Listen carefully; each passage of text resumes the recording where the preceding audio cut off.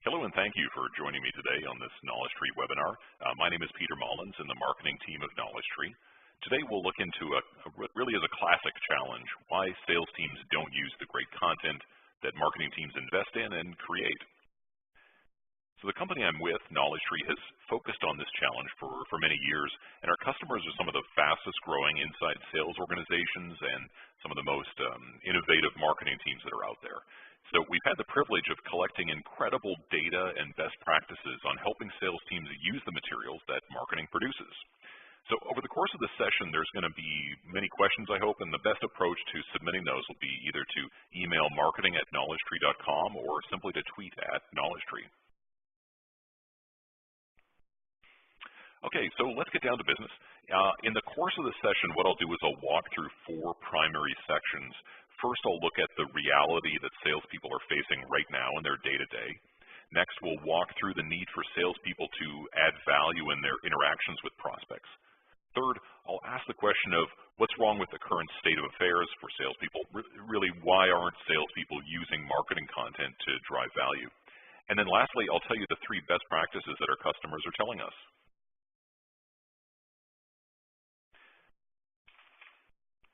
Okay, so I'm willing to bet that most of you have probably heard this particular statistic before, that 60% of the buyer journey is complete before a prospect even engages with a salesperson. In fact, sometimes that statistic is quoted even higher than that number, and it's often used to minimize the importance of salespeople in the buyer journey. But when the analyst firm itself, and this is from Serious Decisions, has gone to great lengths to clarify that stat, then you know that it requires a little bit of context. So the statistic is completely plausible when applied to consumerized products and solutions, when there's a low hurdle for a buyer to purchase a product. It can actually be sometimes even more of a hindrance for the buyer to interact with the salesperson versus simply putting down a credit card. But as Forrester points out, there's not simply one kind of B2B sale out there. Different products have different levels of complexity. There's complexity of the challenge they're addressing, the complexity to purchase, and a salesperson plays a critical role in guiding the purchase through to close. The more complexity, the more likely that a salesperson will be called on to guide the buyer. So why is that the case? Well, it's because the buying environment has actually radically changed. If you haven't had a chance to read The Challenger Customer from the CEB, I definitely suggest that you do. It's really a must-read for marketers that's masquerading as a sales book. It looks at the difficulties of selling into risk-averse and complicated sales environments. And one of the big takeaways from the book is that each sale doesn't simply require the classic champion, but it actually requires 6 people to say yes before the typical B2B sale can be approved. And to add more complexity to the equation, there's data from 4Quadrant that you can see here that shows that up to an average of 20 people need to give at least a review, if not a tacit okay, for a purchase to happen. That means that salespeople are constantly needing to engage and build coalitions of support within a prospect, and that's just not easy.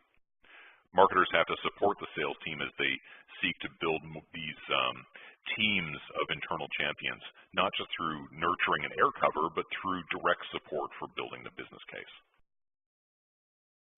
All right, so salespeople need to build coalitions internally, check.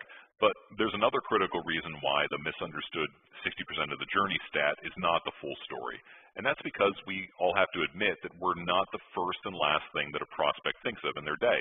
In fact, they likely have many priorities ahead of your potential project.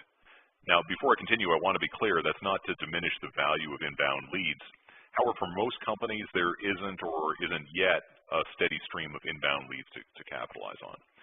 It's often due to the priority issue, and that is that your prospects are working on other actions that currently matter more, or there's an awareness and identification issue where a prospect doesn't know or can't quantify the urgency of the problem that you solve. And this building of the status quo is often a very human-led interaction or action, one that salespeople need to help drive. All right, so that's why the demand waterfall, or the funnel, sales and marketing teams have been so comfortable with is very different these days. Increasingly, we're recognizing that prospects don't simply enter into the funnel and smoothly qualify through a process or disqualify out until a percentage convert into customers. Instead, buyers are following a journey that's anything but linear. They may engage and retreat over time, and that's why marketing automation and related marketing deliverables like content have become so critical by helping prospects to understand the challenge and build a case internally among their champions. So this need to support prospects throughout the buyer journey isn't limited to marketers. Salespeople absolutely see it too. And they recognize that they have to add value to prospects. They need to engage and build consensus with prospects. And they need to help those prospects overcome the status quo issue. So we recently actually ran a survey of hundreds of salespeople to better understand what their perspective was on marketing content, and they were overwhelmingly supportive of content as part of their sales motion. In fact, nearly 100% said that marketing content was important for their sales process. And about the same number said they frequently use content as part of their sales methodology. But there's a massive disconnect, though. I mean, clearly you can see that now. Salespeople want to and do use content as part of their sales conversations, yet prospects aren't happy. They need value add in order to support the construction of internal business cases, and they're using content to support the engagement of prospects. But data from Forrester shows that prospects don't see the value from salespeople that are selling to them. And to me, it's just staggering, and it's just getting worse. Just 1 in 5 reps is adding value to a sales conversation with prospects.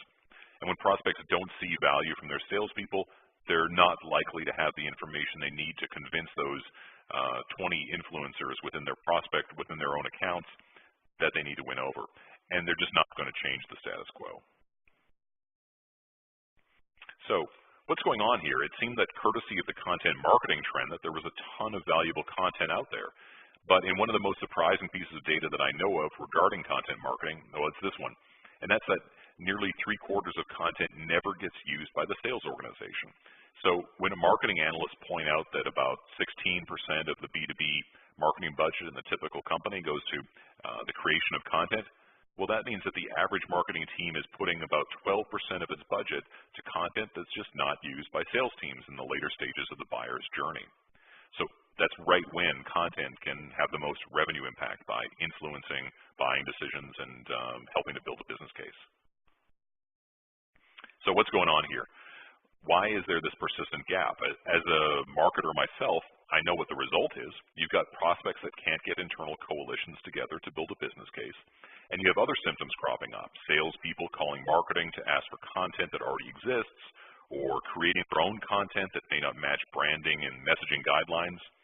And when you think about the heightened value of each prospect in the later sales stages, you can appreciate why it's critical that we address that gap. So if salespeople and prospects want the content, and marketing is producing it and making it available, but it's not getting used, well then obviously there's something going wrong. So what we found is that the reasons boil down to 2 primary causes, and let's take a look at the first one. Salespeople know that there's great content out there for them to use, and typically a company will have placed content in a few different repositories. It might be on their website, in their resources section, it might be in a blog or their YouTube channel, it might be in an internal portal or a wiki. But in each case, the sales team is largely expected to leave what they're doing and visit one of these sites to access content. And that involves searching for materials or browsing through folders to find what they want. They can search, but what is it that they're searching for? It's not that they're looking for a case study or white paper per se. They're looking for materials that'll overcome a competitive concern or build a business case or maybe summarize the value prop of your company.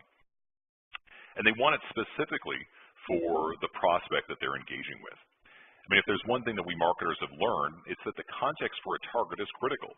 If the message isn't the right one for the prospect's current state or situation or profile, it's just not going to be effective. And the same holds true for content and messaging in the sales process.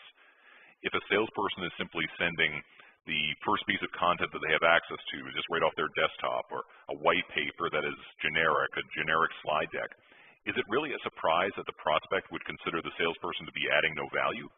That the content that the prospect, I mean, it's just really just content that the prospect can get by going to the website. They could get it themselves with virtually no effort. So do salespeople enjoy the experience of accessing that portal that you have there, where your content is? Do your salespeople love the portal? Well, the reality is that finding the material that will resonate with a prospect is really a frustrating challenge. And it's one that salespeople respond to by using the materials that they already have on hand, already on their desktop. And as we'll see in a second, it's not even clear that marketing has produced the right kinds of content to support later stage sales conversations.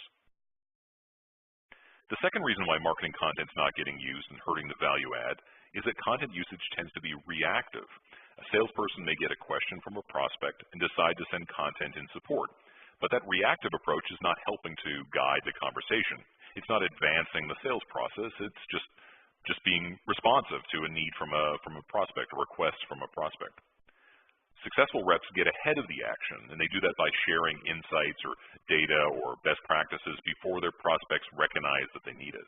But the challenge is, if we as an industry are satisfied to wait until a prospect asks for material, we're going to fail. Marketing automation obviously can fill some of that gap, but the salesperson, in conversation, in person, via email, they need to fill the rest. All right, so we've opened up the problem, so now let's get down to addressing the challenge, those challenges we identified. And we can do that by focusing on how to solve the root causes of those two challenges that we just outlined. In the marketing automation paradigm, we know that if content matches a prospect's information needs, behavior, or profile, it'll have a better chance of engaging the prospect. And the same holds true later in the sales process. Relevant content will resonate better with prospects. It's really that simple. If a salesperson is sending their favorite generic piece of content, it can often do more harm than help. It can simply show the prospect that the salesperson is disinterested in their specific business situation or the specific needs. Instead, marketers should take the lead and do so by reevaluating their content portfolio, this time from a sales perspective. Even just very light understanding of the sales process or common blockers in the process and the information needs from prospects later in the journey, all of that can be critical. Because when marketers know how their sales colleagues interact with prospects, when they can understand the information needs of their prospects, they can better identify what content ought to be built or enhanced. Some materials make more sense in an upper funnel world, but what will work in the lower funnel? It might be detailed business case information, analyst research, case studies. The emphasis will vary by organization, but really you need to find out. Fortunately, there are data-led approaches that can automate this solution. So we've seen some staggering results actually from this kind of approach, and looking back at the data we've gathered, we can see that targeting content based on elements like sales stage or persona or product being sold or competitive situation actually doubles the rate of engagement that your prospects have with content from salespeople, and that can have an incredible effect on advancing sales conversations. All right, so we interview our customers all the time, and I'm always very, very interested in what these practitioners are doing to support reps in the buyer journey. And one in particular had a great insight. He said that most reps are not spending their time on their portal. They're in email, or they're on the phone, or they're working with prospects. And he said if you want to get salespeople to use what you're offering, you need to hit them in stride, he said. He compared it to football, where a receiver is running down the field, and the quarterback throws the ball, it comes right to that receiver while they're at full sprint. That's going to get the ball down the line further. And that means looking at where your sales team is working and formulating their communication plans, and then identifying what triggers for the next communication should prompt a recommendation of content to your reps, even before they think about it. So really dismantling that reactive search model and turning it into a proactive thing where you're able to hit reps in stride with content that's going to help them to win. So again, we've looked back at our own data to see what happens when you combine these two approaches. And when you make it easy for reps to find meaningful content and you come to them, it's actually pretty stunning. We've seen that actually about 80% of the marketing content that's produced ends up actually getting used, essentially inverting the amount of content that gets used by reps on its head. Instead of that 70% of content being disused, now it's 80% of content getting used. The third element that's critical to the success of getting content used is the data. You have a wealth of information on what content's performing via marketing automation, but with the best channel for your content, your sales team, you have virtually no insight. You might know that a piece of content was downloaded 20 times from your portal, but whether it was used once or twice or 1,000 times by salespeople, you just don't know. And you don't know whether it was actually correlated with revenue. But if you're able to monitor your content's use by salespeople, and there's tech that does that, you can identify where content is actually performing and then double down on that material, produce more of it, promote it to more salespeople, and get it used in more sales conversations. At the same time, when sales reps can see that their top performing peers are using and succeeding with your content, it reinforces best behavior. So promote that particular piece, that content piece that was used to drive deal. And when a deal closes, understand what was used and let the rest of the sales team know via WinWire or similar that the content helped to support the discussion. So just to recap, the challenge of getting sales reps to use your content is a strategically important one. If reps aren't using your materials, they're wasting an opportunity to engage and advance prospects, and they're losing deals as a result. To address that issue, you have to look at the root causes of why reps aren't using your materials. They can't find what they need, and they're responding with content reactively based on requests from prospects rather than proactively based on best practices and what's going to advance them. So to address those issues, first off, identify what content is going to resonate in different sales situations for different persona and recommend those materials to your reps. Second, push the content to reps based on triggers in your CRM or other tools so reps can get ahead of prospects' information needs. And third, eliminate the visibility cliff by understanding which content is actually driving revenue so you can invest accordingly and prove to salespeople the effectiveness of using particular content pieces. So again, thank you for joining me today. And again, if there are any questions, I'd be very glad to take them. You can reach us at marketing@knowledgetree.com, or please feel free to email me directly at peter@knowledgetree.com.